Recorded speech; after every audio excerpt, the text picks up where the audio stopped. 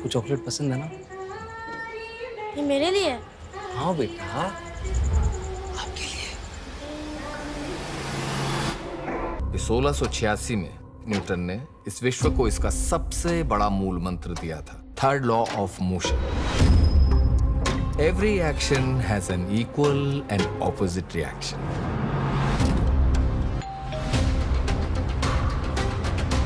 वैसे आपके घर भी बेटी है क्या? क्या करेगा जानते?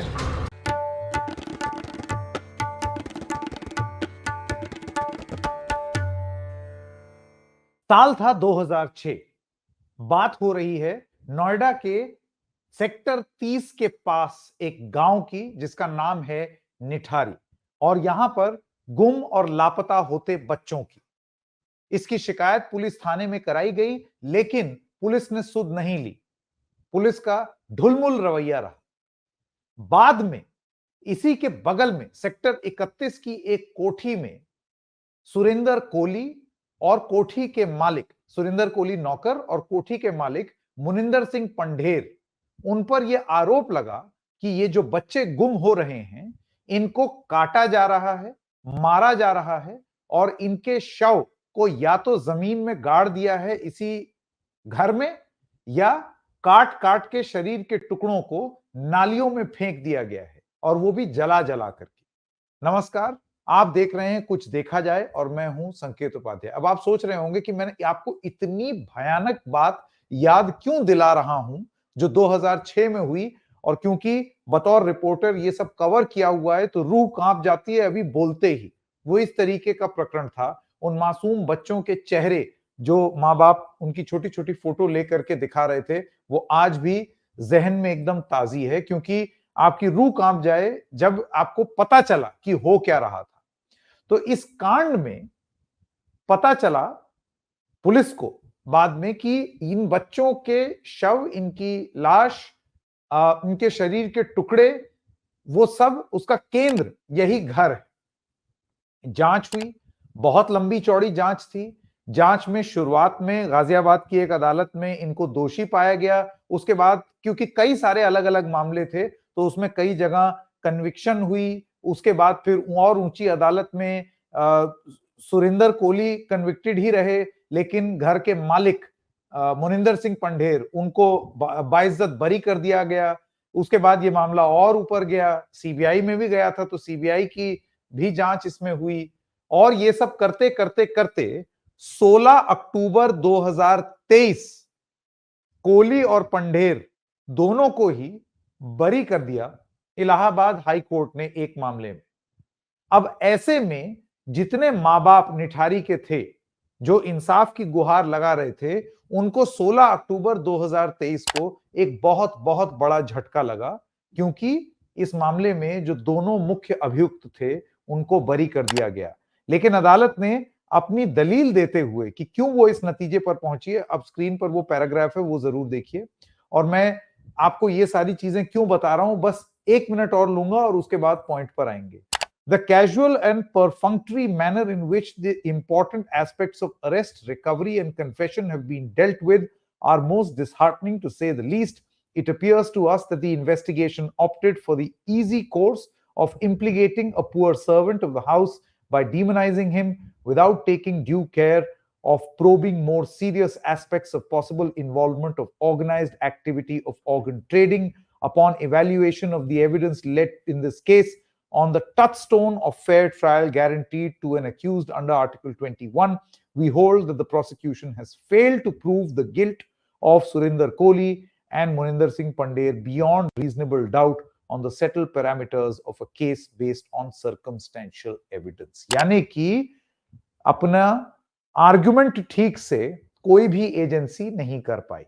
आप याद कीजिए, ये वो दौर था कि 2006 की ये घटना और उसके बाद 2008 में आरुषि हत्याकांड, वो भी इन्हीं सब सेक्टर्स के नोएडा के आसपास हुआ था। अब हम आपको ये सब इसलिए बता रहे हैं क्योंकि बिल्कुल इसी भयानक हादसे का एक फिक्शनलाइज्ड, यानी कि नाटकीय रूपांतरण, रिकंस्ट्रक्शन, बट फिक्शनल, मतलब उसमें कैरेक्टर्स के नाम अलग हैं, जगह अलग है। ये नोएडा में हुआ था निठारी कांड, ये एक सीरीज आई है, एक फिल्म आई है नई नेटफ्लिक्स पर जिसका नाम है सेक्टर 36 और इसमें दिल्ली दिखाया है। तो वो एक थोड़ा सा फर्क है, यहाँ पर क्रिएटिव लिबर्टी भी ली है। मेन जो केस है उसमें जो जो चीजें थी उससे थोड़ी सी अलग है ये सीरीज, कुछ कुछ जगहों पर उसको थोड़ा सा ड्रामेटाइज भी किया है। सबसे पहली बात करते हैं कि क्या आपको ये सीरीज देखनी चाहिए। दिल से यदि आप कमजोर हैं तो मेरी गुजारिश रहेगी आप ये सीरीज मत देखिए, क्योंकि कुछ सीन्स इसमें ग्राफिक हैं, इसमें कुछ चीजें ऐसी बताई गई हैं जो आप नहीं ही देखें तो बेहतर होगा।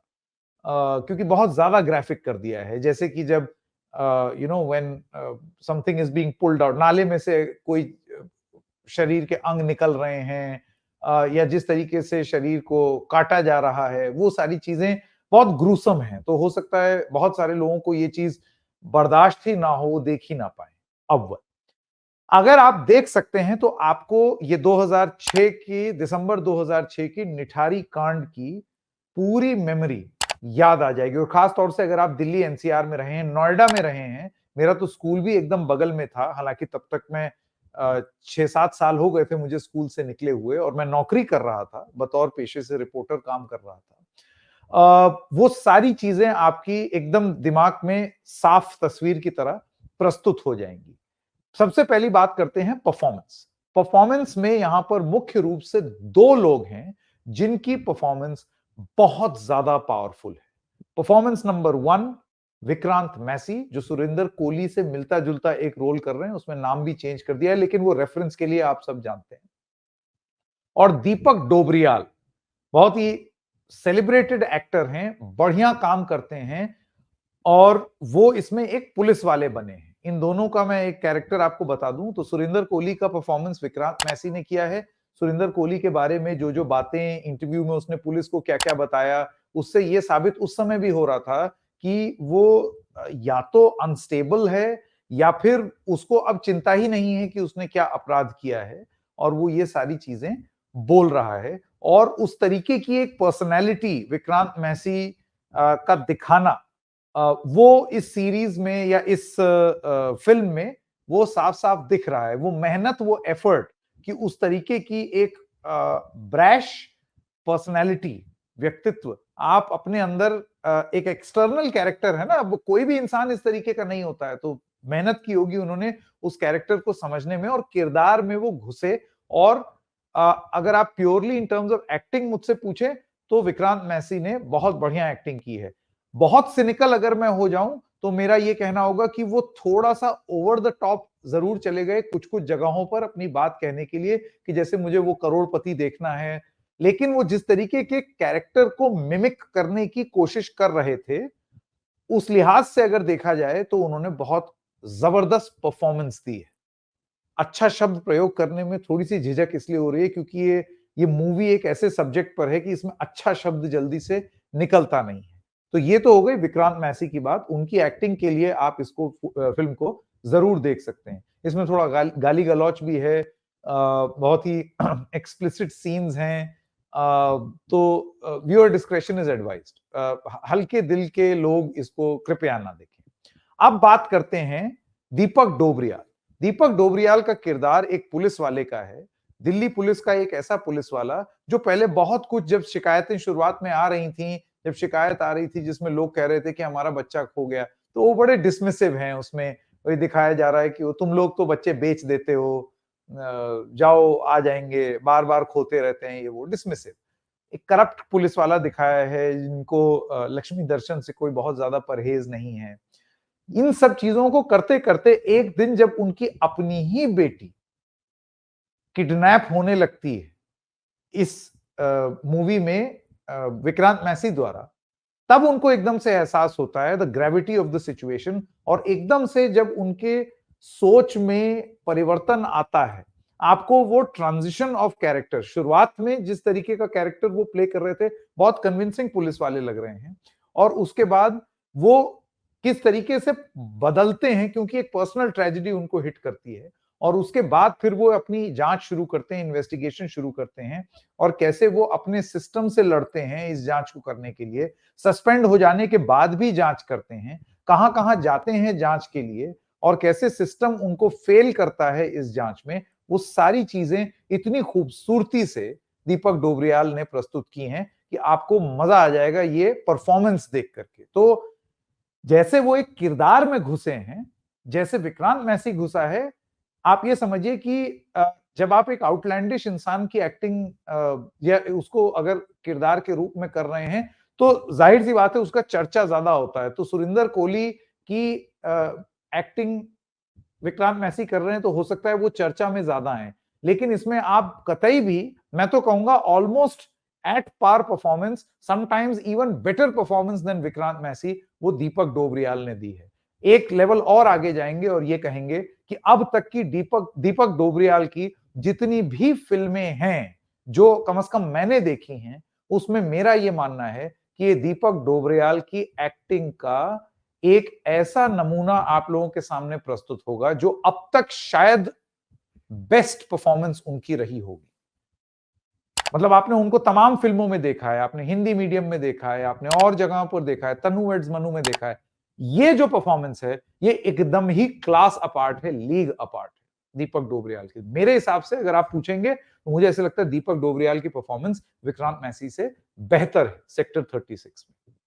अब आते हैं लास्ट में, ये मूवी एक क्लिफ हैंगर पर खत्म होती है क्योंकि एक सीडी विक्रांत मैसी डोबरियाल को बताता है कि आप जाइए, आपको एक सीडी मिलेगी, उसमें वो सारे कृत, घिनौने कृत अपने मालिक के उसने उसमें फिल्म बनाई रहती है। तो वो जब लेने जाता है अपने गांव, विक्रांत मैसी के गांव, जब दीपक डोबरियाल पहुंचते हैं और उसके बाद जब वो वापस आते हैं, तो उसमें पूरी फिल्म मैं आपको नहीं बता दूंगा क्योंकि कुछ तो आपको भी देखना चाहिए। उसके एकदम बाद लास्ट में एक सीन है जिसमें हम देखते हैं कि एक इंसान आकर के गेट पर एक पैकेट छोड़ देता है। मतलब दीपक डोबरियाल वो प्रूफ लेकर के वापस आ रहे होते हैं और उसके बाद फिर वो एविडेंस डिस्ट्रॉय हो जाता है। दीपक डोबरियाल के साथ क्या होता है ये तो आप फिल्म देखिएगा तो आप जानेंगे, लेकिन फिल्म का अंत होता है जब वो एविडेंस डिस्ट्रॉय हो जाने के, यानी कि सिस्टम में किसी को मालूम था कि दीपक डोबरियाल जा करके कुछ निकालने की कोशिश कर रहे हैं। लास्ट में फिल्म में यह दिखाया गया है कि वो एविडेंस भले ही डिस्ट्रॉय कर दिया और एक हश्र झेलना पड़े दीपक डोबरियाल को, लेकिन और एविडेंस अब सीडीज जो अभी के इन्वेस्टिगेशन ऑफिसर हैं उसमें जो दिखाए गए हैं फिल्म में, उनके हाथ में अब उपलब्ध है। इसका मतलब यह है कि जो निर्माता निर्देशक हैं इस फिल्म के, वो इसका एक सीक्वल भी हो सकता है प्लान कर रहे हो, पार्ट 2 ऑफ सेक्टर 36। थोड़ा सा मुश्किल था इस फिल्म को देखना क्योंकि जिस तरीके का सब्जेक्ट से डील कर रहा था और क्योंकि बहुत रीसेंट है पब्लिक मेमोरी में, इसको लेकर के एक बहुत दुखदाई जजमेंट भी आ गया कोर्ट का, लेकिन मेमोरी रिफ्रेश हो गई और मूवी भी उतनी ही दर्दनाक और पेनफुल थी जितना ये प्रकरण था। और इसका एक सीक्वल की भी बात अब ऐसा लगता है कि आएगा। बट जो एफर्ट लिया गया है और जो डिटेलिंग की गई है इस पूरी मूवी में, वो बहुत अच्छे तरीके से की गई, बहुत अच्छे तरीके से। ऐसे लग रहा है कि किसी ने मेहनत की है सब्जेक्ट को समझने की और उसके बाद उस पर फिल्म बनाने की। तो कुछ देखा जाए में आज इतना ही। हम फिर मिलेंगे किसी और मुद्दे के साथ, तब तक के लिए नमस्कार।